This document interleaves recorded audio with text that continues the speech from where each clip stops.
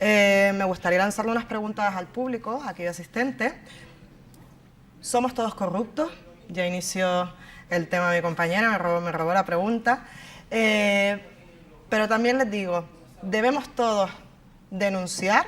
Si conocemos un caso de corrupción cercano, ¿debemos denunciarlo? ¿Somos todos responsables? ¿Y de qué modo? ¿A través de una denuncia anónima o de forma pública, con nombre y apellidos, pero que exista pues una verdadera protección del denunciante? ¿Cómo debe ser? ¿Se atreverían ustedes a denunciar? ¿De qué modo? ¿Para hacer un orden de intervención? Si alguien me ayuda, sí. Vale, esto se lo dejo a ellos, claro. Si hace un orden de intervención, mejor. Venga, pues la señora y luego... Mira, sí. Esto, aquí la señora, o señorita, no sé, si es señora o señorita, dijo precisamente que todos somos corruptos. No. Si aquí hubiera una organización, como acaba de decir Tomás, ¿no? No hubiera todas estas cosas que están pasando, porque antiguamente esto no pasaba, porque yo soy la primera mujer política a nivel de España, en 1983-81 creé mi propio partido, Tagoró, y al fin y al cabo a mí me pusieron que era una corrupta, y el que me puso que era una corrupta, lo investigué yo sola, me sacrifiqué, no le dije nada a los periodistas, y me lo cargué, y era más corrupto que yo. Si hubiera sido un policía que lo había cogido con una droga, le pone 20 años, pero como fue 18 meses. Y entonces le dije, no creo en la justicia. Empecé, y hasta que salí yo, no había nada. Y cuando le dije, mira, que tú ten cuidado, no. Se llevó por muchas mentiras. ¿Me estás entendiendo? Que aquí ha habido muchos jueces corruptos, hablando maripronto, había muchos jueces decentes y la querían pegar un paquete y yo se lo he defendido callada la boca, lo he investigado. Esa ha sido yo. Yo soy la primera mujer en España en política y he trabajado como una negra, le he ayudado a mucha gente. Y sin embargo, al fin y al cabo, los periodistas han querido hablar con muchos de ellos y se han callado la boca y ni lo han publicado. Porque soy Milagro Gil. Un día, cuando me pasó todo lo que me pasó, le dije, vino un periodista, mira, Milagro, ¿quiere usted declarar algo? Digo, a ustedes, cuando ustedes precisamente no dijeron mentira, tenía que venir a mí primero, a hacerme las consultas a mí y después yo defenderme con los periodistas. Pues los periodistas no vinieron a mí, y si no vienes a mí antes, vienes ahora. Pues no, mucho lo siento. Y al otro que dijiste también, te lo voy a decir, que si hubiera aquí en Canarias una oficina única, como ahora mismo Ginama, que está abandonado, que es el barrio sin ley, ando maripronto, lo veo bastante mal porque yo fui la que di las casas, pues yo trabajé en administración pública 14 años, y di la vivienda. Está arriba, ¿cómo está aquella gente arriba? Hay más gente que enterde. Pues yo cogí a la alcaldesa tranquilamente, como usted dijo, de denuncia, ¿no? Pues yo me fui el jueves cuando vino Sánchez y le canté las 4 verdades. Y a la alcaldesa allí le dije, tú qué vas, todo lo que prometiste tú, ¿dónde está? ¿Tú qué quieres, que te ponga en primera página? Pues te voy a poner. Y lo voy a hacer, y se lo dije también al presidente, a Nueva Canaria. ¿Por qué motivo? Porque lo que tienen que hacer es, lo que hablan en campaña electoral, cumplirlo. Y si no cumplirlo, como le dije a toda la gente de Ginama, reúnese todos conmigo y verás tú que lo vamos a denunciar. Y vas tú que se le quita la venda a más de 4. Y vamos a empezar por aquí. Así que yo he sido una mujer muy luchadora, que él sabe que ha sido yo o no. Me han metido y he sacado todo, en verdad. Y yo he ido al fiscal de corrupción y he sacado a 3 empresarios a flote. Porque el juzgado lo querían clavar con montones y millones, que cerró hasta una empresa en Tenerife. ¿Y quién lo salvó? Milagro Gil vino a pedirme ayuda y yo cedí. Y yo puedo tener un periodista que venga a mí, o uno, el otro, Milagro, usted tiene este problema, vamos a ver cómo podemos solucionar callada la boca. ¿Cómo? Pero no, ellos iban todos, ahora han bajado los humos. ¿Pero por qué? Porque le han dado castaña, ¿no? Así que yo lo que estoy diciendo, y la policía igual, dijiste que la policía no es corrupta, pues si hay corruptos en la policía. Porque yo misma descubría mucho. Y yo, en su día, en 1986, cuando se creó la Policía Ciudadana, yo estaba en ruegos y preguntas. A ver si le quiere contestar a alguno de los ponentes. Paso a otras personas. Muchas gracias. Bueno. Si quiere contestarle a alguno de ustedes. No, bueno, estamos de acuerdo. En primer lugar, felicitarla por ser la primera mujer en política a nivel nacional, felicitarla por ello. Y nada, yo creo que estamos de acuerdo. Y a la pregunta de mi compañera Guasi de la denuncia anónima o no, usted está claro que entiendo que apoya dar la cara. Entonces, yo creo que entre usted y yo no hay nada que debatir, prácticamente que estamos de acuerdo. Y solamente felicitarla. Él lo ha escuchado todo. Así que ella es una persona que no me ha callado. Que por defender mis honores, Puedo seguir adelante. Vale, muchas gracias. Perdón, Presidente. hacemos preguntas y no pido que no nos convirtamos esto en un mitin, ¿no? Por favor, tres cosas concretas, y una de ellas, ¿no creen ustedes que si el problema de la corrupción son los políticos, no sería mejor quitar políticos? Eso es una. Y la otra, ¿por qué va por Tomás? Por la crisis del periodismo. Pedro. Pedro, ¿acaso no hay una cierta prostitución con los medios de comunicación, en los debates de televisión, donde hay directores de periódicos que van a defender lo indefendible? Eso yo creo que es. ¿Y hay suficientes jueces? Porque es que, según las estadísticas, se dan unas cifras que luego no coinciden con lo que dice el compañero policía. Esas son mis tres preguntas. ¿La mía cuál era? Perdón. Es que La con el primera reparto del pregunta. micrófono me he despistado, perdón. Que digo yo que si a lo mejor la cuestión es quitar políticos. Porque hoy mismo estaba enseñando aquí a los compañeros un chiste que le dice a uno que si a usted no le da vergüenza ser corrupto, dice, a usted no le da vergüenza haberme votado. Pues muy bueno el chiste, y luego opino que sí. Opino que quizás más políticos habría que realmente quitar administraciones. Están por triplicado en toda España. Eso hace pues que al final vaya robando y al final todo el mundo roba. Yo quitaría a políticos. Noruega me trajo unos datos del Instituto de Transparencia de España, en el que sale que Noruega, si no me equivoco, Dinamarca y Finlandia son de los primeros países, casualmente del norte, son los más transparentes, obteniendo una nota de 100. Nosotros estamos en el puesto 30 y tantos, a 11 puntos solo encima de Cuba. Ojo, encima de Cuba a 11 puntos solo. Me parece bastante llamativo. Y estudiando y viendo Finlandia, Dinamarca, Noruega, bueno, tienen, para empezar, listas abiertas. Eso me parece que es una de las buenas medidas que habría que tomar también.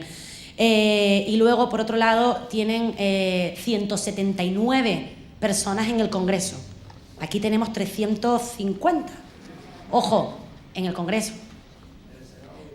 Ahí, quiero decir, luego suma y sigue, ¿no? Pero para no entrar en datos que luego todos nos aburrimos. Sí, contestando a su pregunta, habría que quitar políticos. Y con eso nos ahorramos las pensiones también y los sueldos. Estoy en parte de acuerdo con usted con lo de la prostitución del periodismo. Y aquí lo que tengo que decir es que los debates de la sexta noche le han hecho mucho daño al periodismo, porque tampoco es lo que se ve en la tele, ¿no? Estamos viendo cómo periodistas van a debatir con unas tesis favorables a determinados partidos, ¿no? Uno de un color y otro de otro color. Y eso es justo lo contrario que debe hacer un periodista, ¿no? Un periodista no puede ir a la plaza pública a posicionarse en favor de un determinado partido. O si lo hace, es posible que a lo mejor la semana siguiente tenga una opinión contraria. Por eso digo que le han hecho mucho daño, porque estamos viendo como hay muchos medios de comunicación que están al servicio de los partidos políticos, y esto tiene que ver con lo que hablábamos antes de la crisis que ha devastado los medios de comunicación de este país, hasta tal punto que lo que hace 10 años era blanco, ahora no tenemos claro qué color es, ¿no? Beatriz, ¿querías hacer una pregunta? Gracias. Bueno, lo primero de todo, agradecerles que nos hayan dedicado su tiempo para este debate, que creo que ha sido para mí muy esclarecedor en muchos sentidos. A Tomás le pediría que por favor dé la dirección de esa unidad a donde se pueden dirigir los ciudadanos a denunciar. Yo desde luego que estoy interesada en poderlo hacer. A Pedro le comentaría de que efectivamente ese tipo de debate ha dañado mucho a los medios. Estamos en una crisis, la crisis para todos, pero ¿hasta qué punto esa publicidad que los medios permiten que contraten los partidos políticos no daña todavía aún más? Porque la verdad que muchas veces llega a ser escandaloso cómo una misma noticia se ve de distintas maneras dependiendo del periódico o del medio que la publique. Eso creo que también están más en manos de los políticos, pero no solo por el tema de la persona en sí, del periodista en sí, que tenga unas ideas o una ideología y que quiera manifestarla públicamente o no, que ahí no voy a entrar, sino el propio aspecto económico que es el que muchas veces también hace que la noticia varíe. Con respecto a lo que ha comentado Rocío, estoy muy de acuerdo con ella en todo. Sí me ha llamado la atención de que cuando se te presenta hablan de que has sido coordinadora de un partido político y no se nombra al partido. La verdad que me llamó la atención y me pica la curiosidad de saber de qué partido es. Espero que conteste. Perdona. Pero sí... Ahora me contesta. Iría más, Rocío. Efectivamente tienes toda la razón del mundo de que los programas electorales hay que cumplirlos. Pero el problema no está solo en el programa electoral en sí, el problema está en los partidos políticos que permiten que en distintas candidaturas presenten un programa electoral donde detrás no haya ni una estrategia para cumplir esos proyectos y no haya unos recursos humanos cualificados para poder llevar a cabo ese proyecto. Un caso lo hemos tenido aquí en el Ayuntamiento de Las Palmas de Gran Canaria, donde varios partidos políticos, en este caso 2, llevaban el tema del IBI social en su programa electoral, con una diferencia que uno lo llevaba con proyecto, con manera de ejecutarlo, y otro no lo llevaba con proyecto, es el caso del que está en el gobierno, y ya ha pasado un año y todavía no tenemos ni idea de qué va a pasar con el IBI social. Por lo tanto, yo iría más, lo primero de todo, cualificación de los políticos. Y ojo, y con esto no quiero decir que todos tengan que ser licenciados, doctores o lo que sea. No, experiencia profesional. Que la gente cuando vaya a una lista se les exija que por lo menos cumplan los requisitos mínimos de tener unos recursos humanos que puedan hacer frente a la candidatura a la que se presente, ya sea una corporación municipal, etcétera.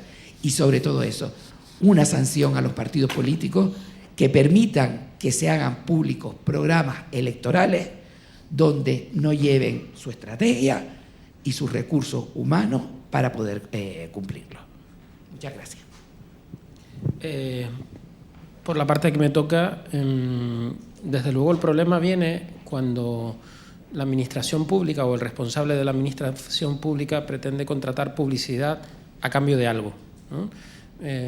Yo no veo con malos ojos el que los medios de comunicación tengan publicidad institucional, porque en el fondo está dentro de los presupuestos de cada administración. Lo que sí es evidentemente devastador para el periodismo es cuando se hace a cambio de algo, ¿no? Y normalmente ese algo es silenciar determinadas cosas. Ahí es cuando el periodismo pierde por completo su función.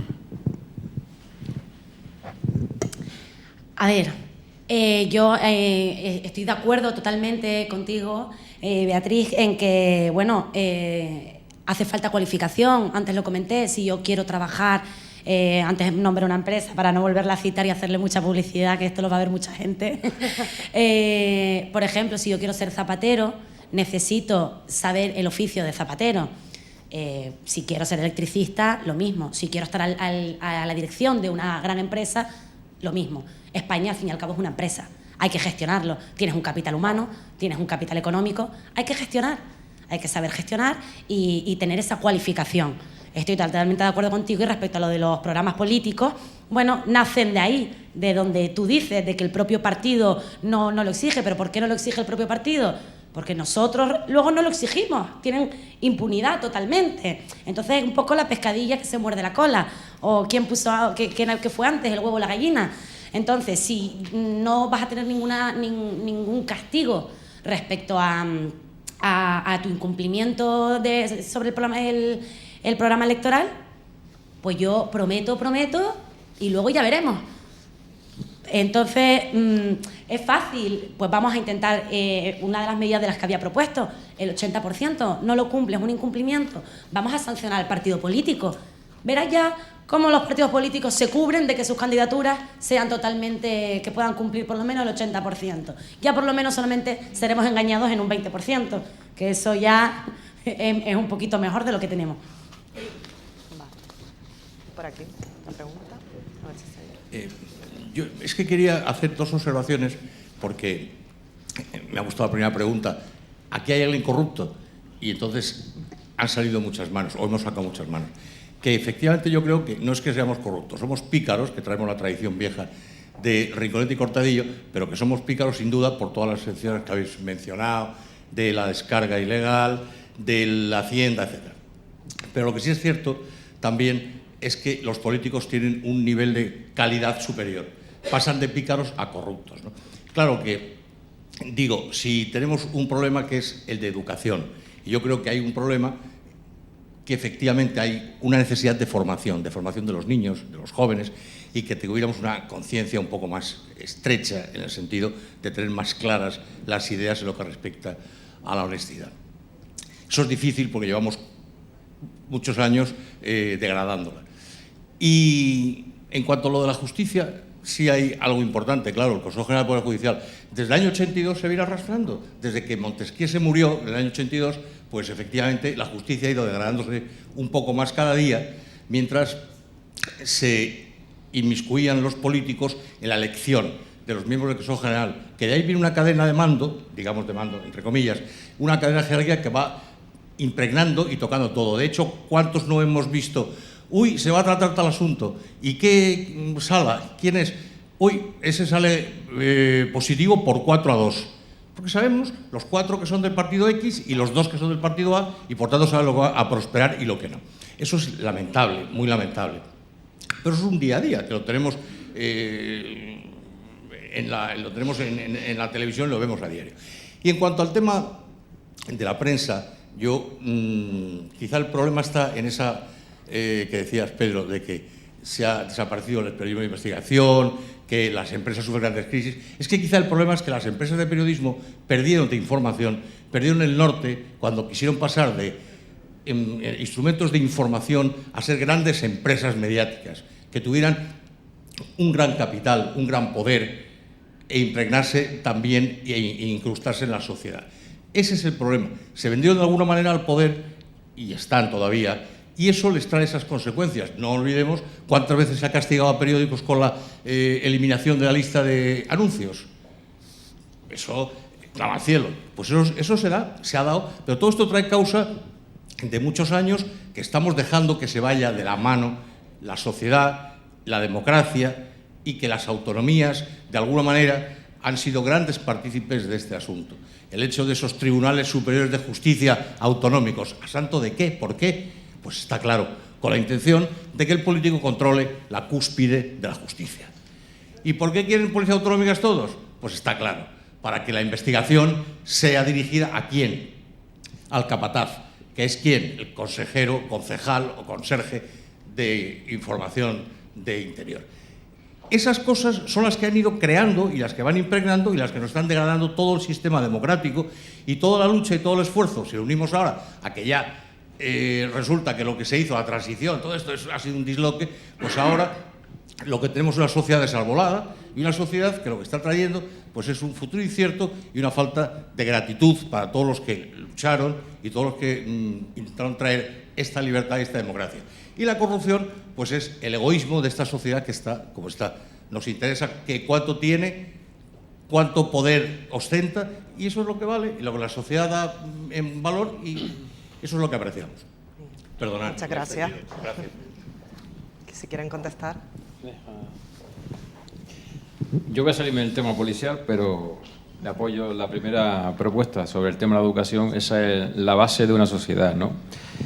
No sé si se acuerda hace años sobre el tema de sobre Hacienda, las propagandas que había, de defraudaciones a Hacienda, quién defrauda Hacienda, una campaña brutal, y todo el mundo quedó enterado que el que defraudaba la Hacienda iban a por ello.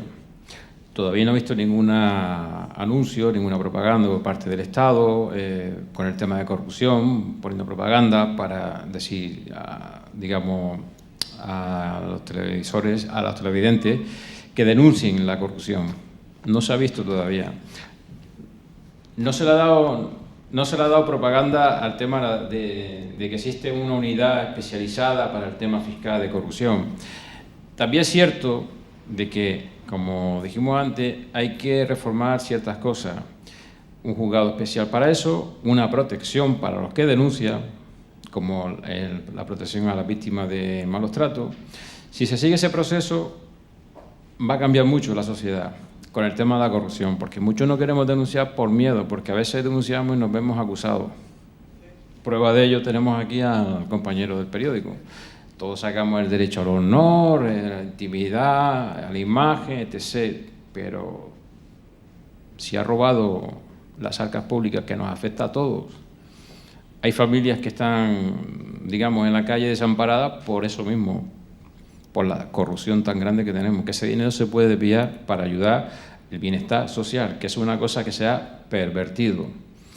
Y apoyo también el tema de la democracia. Tenemos una democracia de 40 años. Está en un límite que hay que mejorarla más todavía. Las instituciones hay que mejorarlas, cambiar ciertas cosas. No en sí son los políticos, sino las instituciones que se han quedado un poco enquilosadas. Hay que recuperar, digamos, la idea de la transición y luchar por la democracia. La democracia no es mala. Son malas los que hacen de ellas un negocio. ¿Quieren contestar algo? Siguiente pregunta. Vale, estaba el primero, luego le paso a usted. Yo, a usted, don Pedro, tengo una pequeña reflexión que hacerle. Usted no viene en representación del cuarto poder, la prensa. Mal llamado cuarto poder. Mal llamado, efectivamente.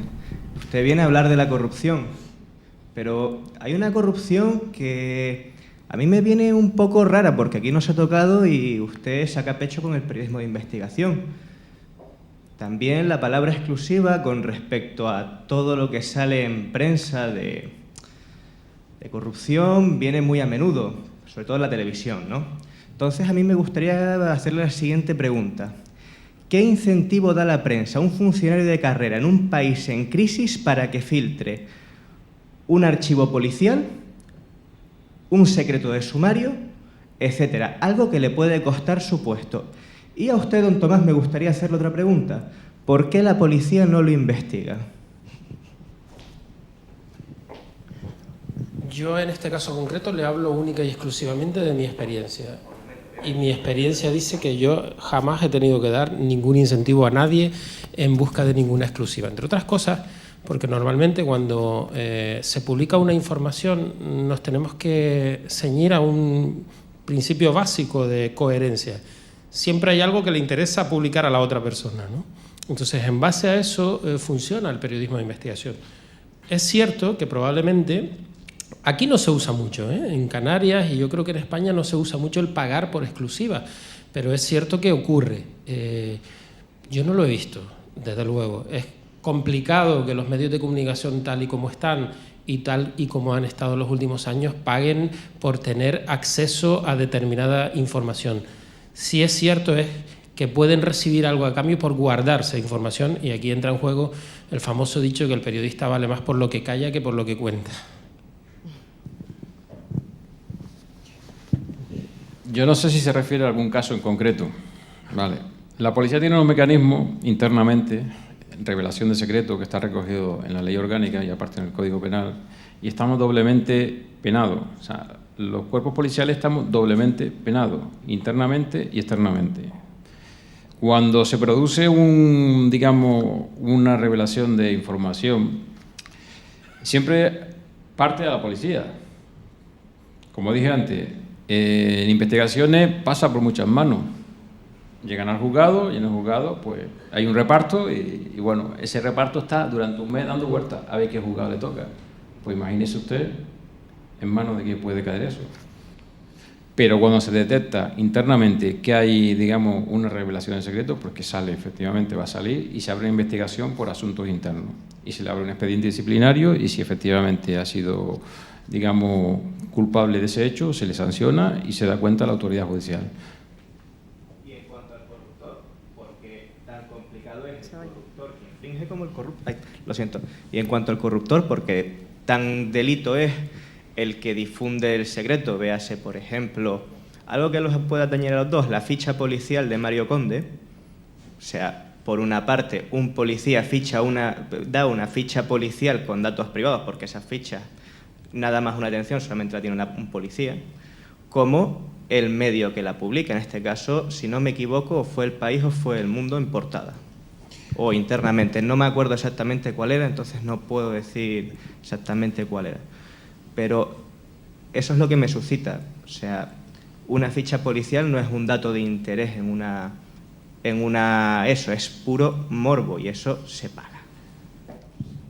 Bueno, lo decía aquí el señor antes, estamos en una sociedad pues morbosa.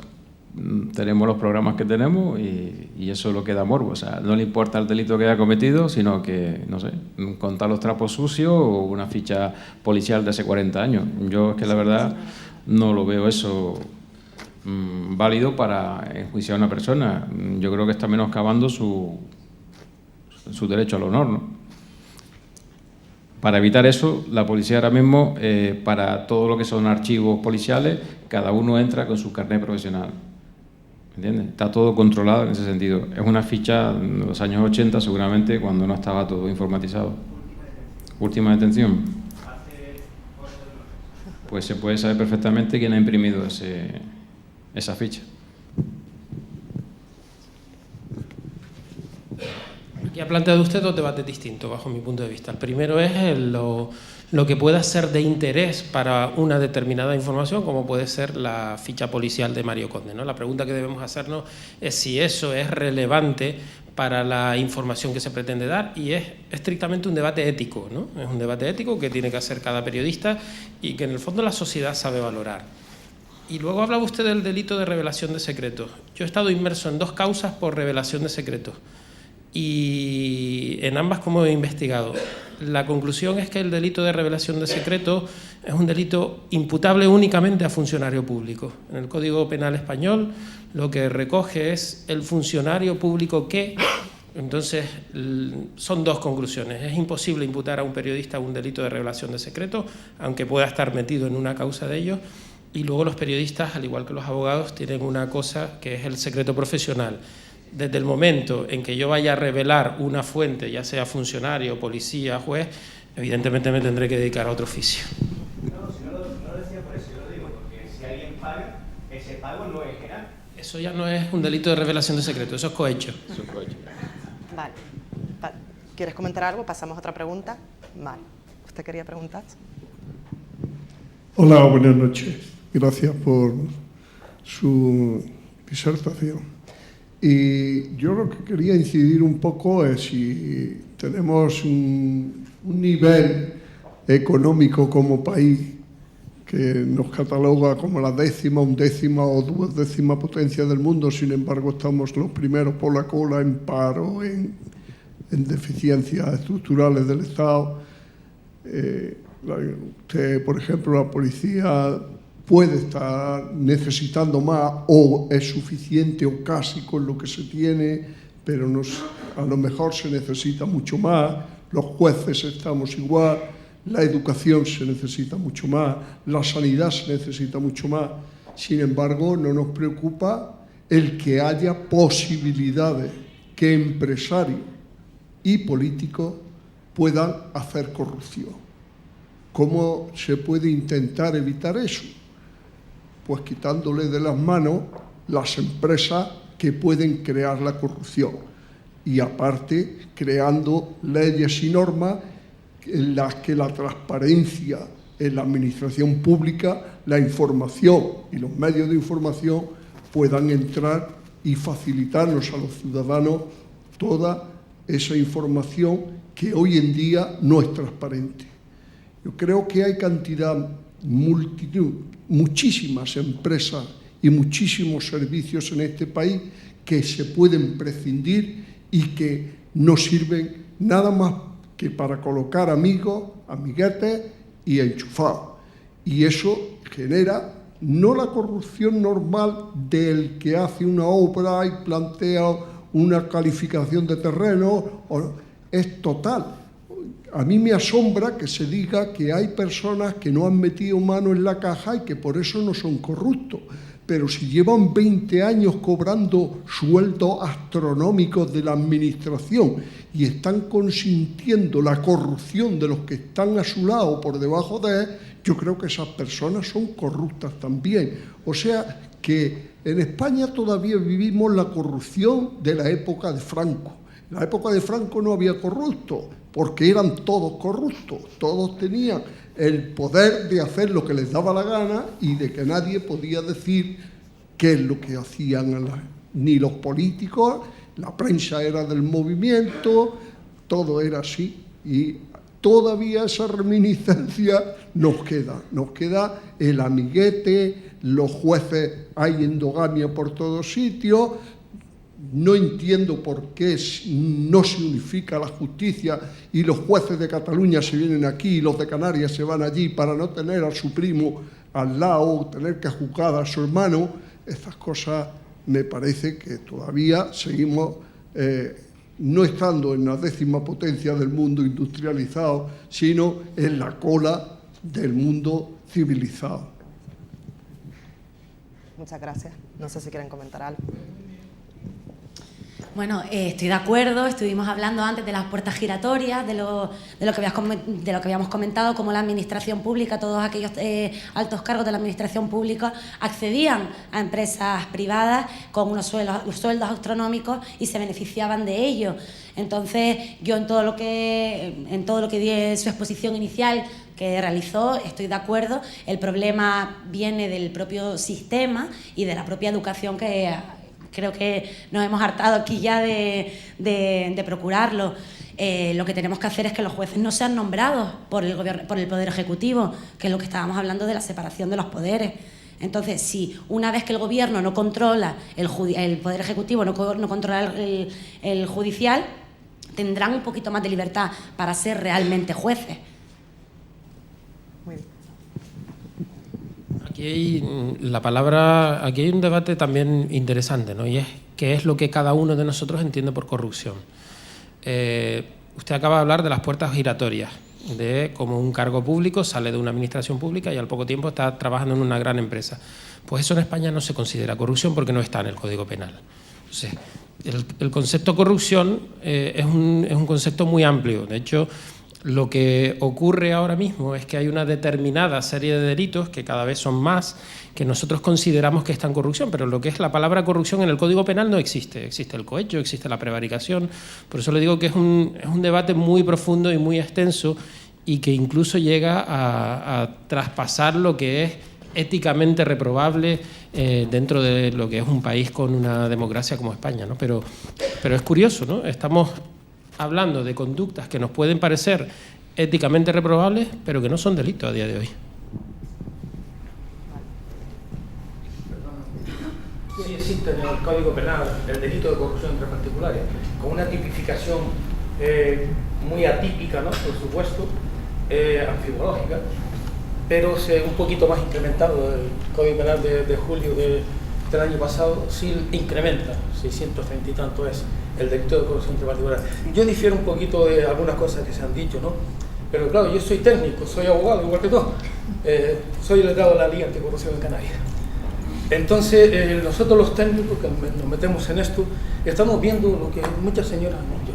Por ejemplo, me veo todos los días, me voy, por ejemplo, en noviembre del año pasado, tengo una vista en un contencioso administrativo. Arriba tienen los jueces ahora una sala pequeña, cuando no hay mucha audiencia, ¿no? Y entonces me veo en estrado un abogado canario que fue jefe de una asesoría jurídica en un importante ente público, que hoy está de magistrado.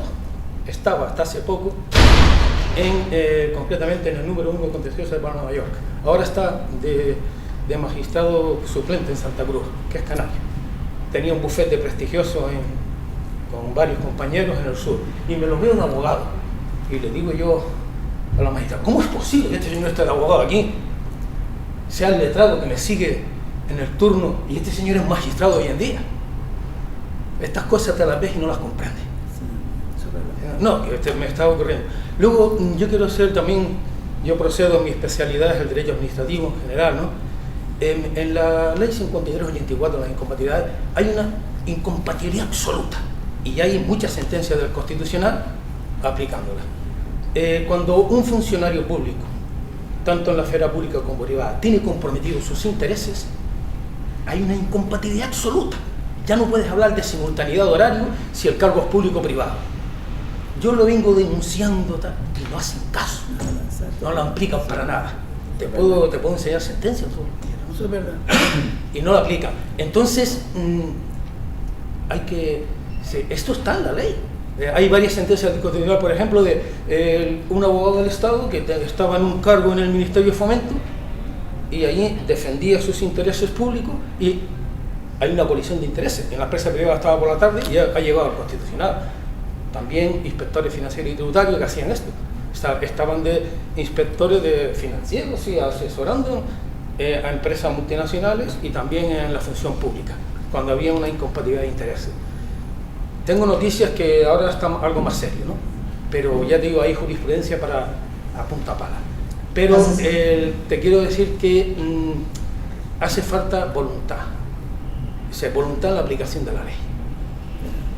Y yo ahí no veo ninguna, te lo digo sinceramente.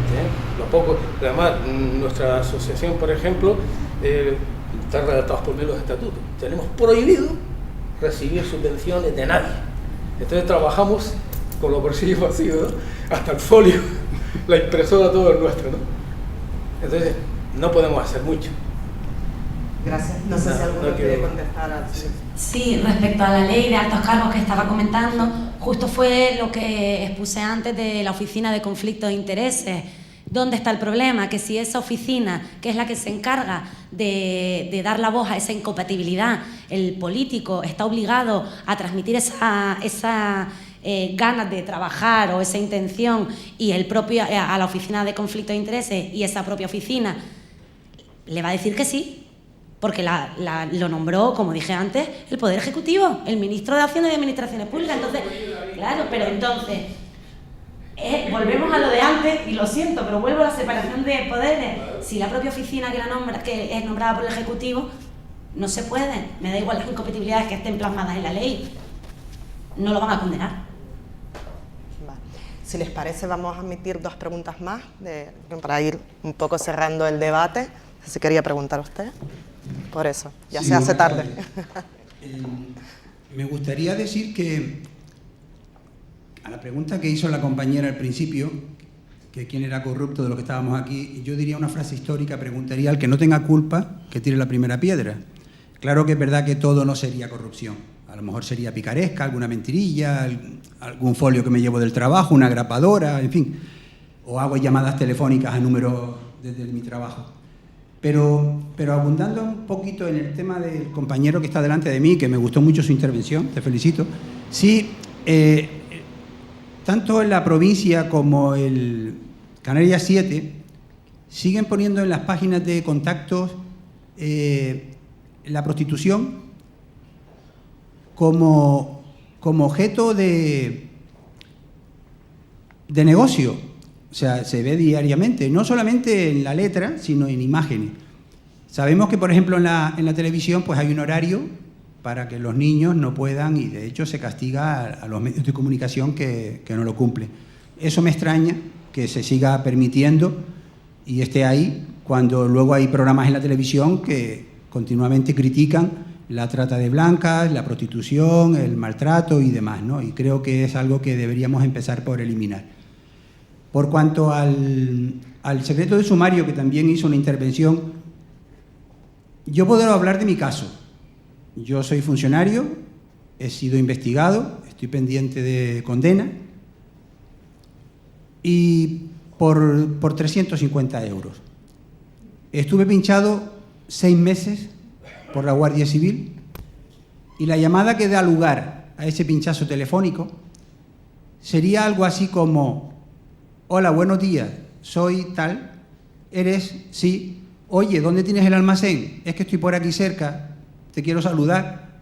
Ah, mira, estoy en la calle de en medio. Ah, pues ya voy para allá, de acuerdo, te espero, gracias. La Guardia Civil interpreta que yo, que soy funcionario, me voy a poner en contacto con esa persona que sí está intervenida y a raíz de ahí me empieza a pinchar el teléfono. La conversación es tal cual. Quien quiera verla se la puedo presentar, se la puedo enseñar y verán que ahí no hay ni indicios de delito, ni digo quién soy, ni a qué me dedico, ni a dónde voy.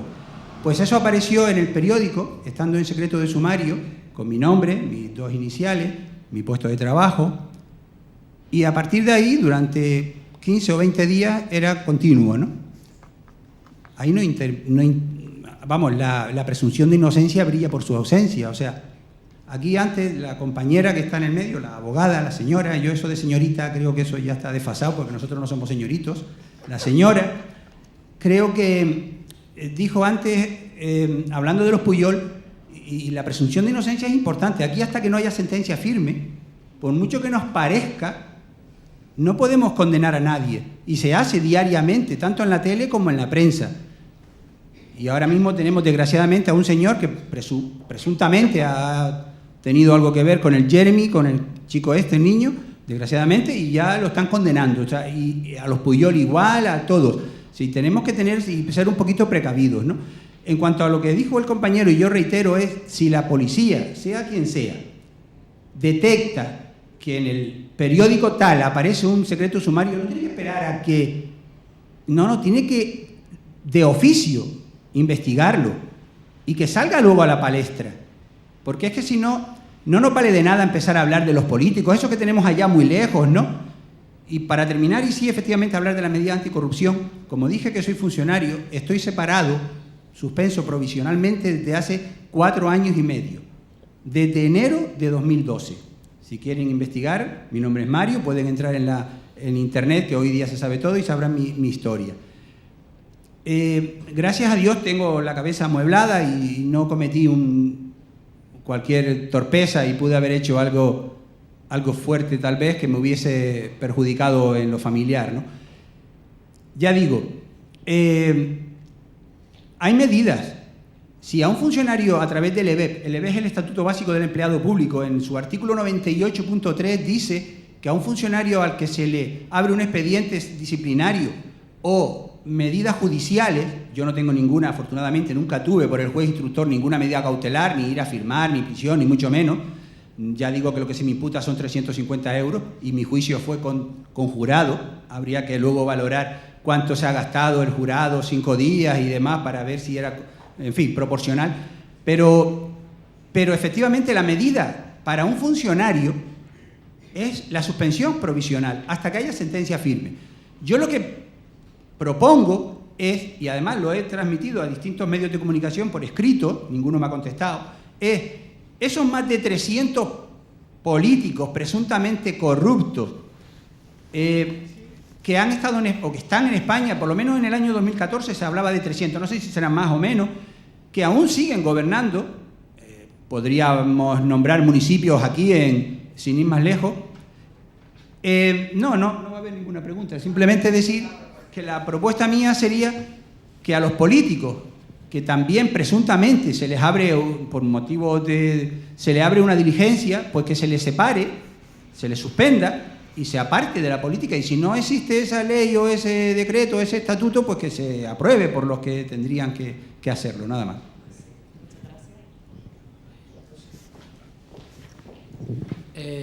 Yo le contesto a un par de cuestiones que usted acaba de exponer, si le parece. Con respecto a si los medios de comunicación están facultados para publicar información que está sometida a secreto de sumario, la respuesta es un sí rotundo. Hay innumerable jurisprudencia que viene a decir que efectivamente un medio de comunicación puede publicar información aunque esté bajo secreto de sumario. Entre otras cosas, por lo que hablábamos anteriormente, no es imputable a un periodista el delito de revelación de secretos.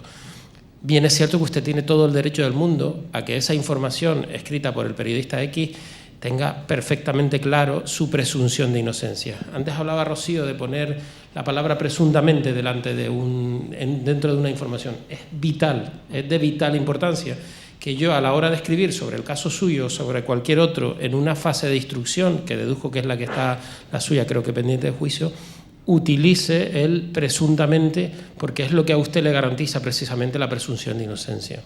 Pero ya le digo, ¿los periódicos están facultados o pueden publicar información que está sometida a secreto? Sí. Con respecto a los anuncios clasificados, hace unos años, yo creo que más de 10, hubo un acuerdo no escrito entre los grandes medios de comunicación, ya no solo de Canarias, sino de este país, en el cual vinieron a acordar que por ética profesional, que no por vulnerar ningún artículo del Código Penal, sería conveniente no publicar anuncios clasificados en los periódicos. ¿Sabe usted cuándo se hizo papel mojado ese acuerdo? Cuando llegó la crisis.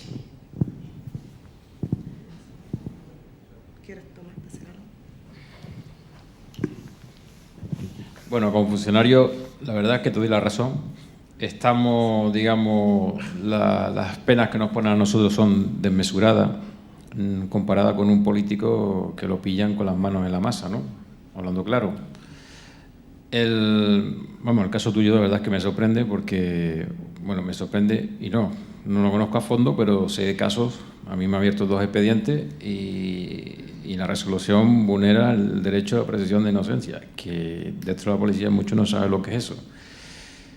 Todo por dar, digamos, por denunciar unos hechos, pero gracias al presunto, presuntamente. Por eso no han ido más adelante. Pero si quieren ir adelante, sabes que un expediente disciplinario puede hacer lo que quiera. Porque ¿quién es el que te está juzgando? La administración. ¿Y quién es el que ha puesto a ese señor de la administración ahí? El político. Corrígeme si me equivoco. Nosotros somos los que más sufrimos, los funcionarios.